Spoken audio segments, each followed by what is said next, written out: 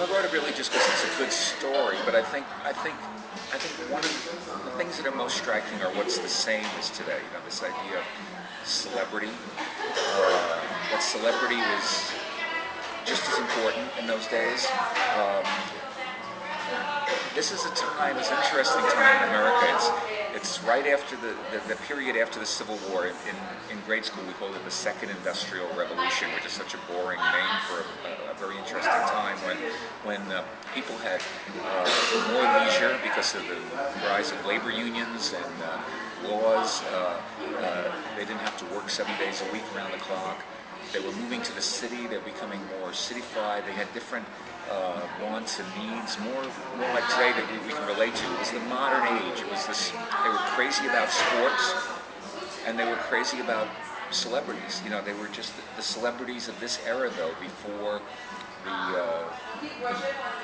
era that we start to pick up with celebrities like Charlie Chaplin, and then we go to Clark Gable, and then Marilyn Monroe. And you know, when we think of old-time celebrities, we can more maybe relate to what they did. They were on the screen, and we can see them. They're preserved.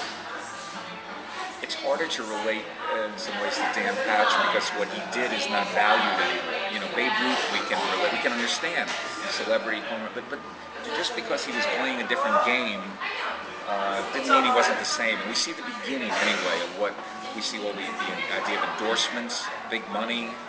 Of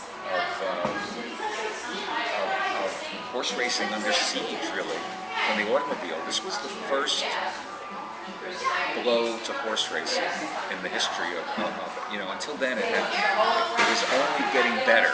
You know, what happened was after the Civil War, sports got organized and standardized, and they were mass marketed, and they became, instead of just like a bunch of guys watching cockfights in the back of a bar, it was something you brought your family to, and the whole family went. And you know, the rules were standardized, and it was all cleaned up and nice. And this was great for horse racing. You know, the tracks were nicer, they were fun to go to. But now the automobile came and delivered this, you know, body blow that back then, if you were writing a column, and people did write, how are we going to survive? How can we ever survive this? This is such a fundamental change. People are like nuts for cars. The horses cast by the wayside, and somehow racing survived. Come on.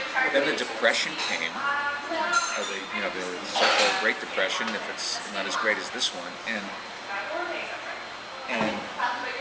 it you know, also knocked the sport for a loop. You know, and the sport climbed out of that again, and now we're facing that again. So maybe we can, we can see that the sport can survive the automobile.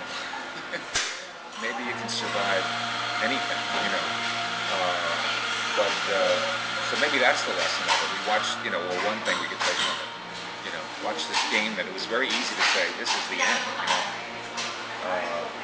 because at least that's not happening now, but maybe it is. Maybe casino gambling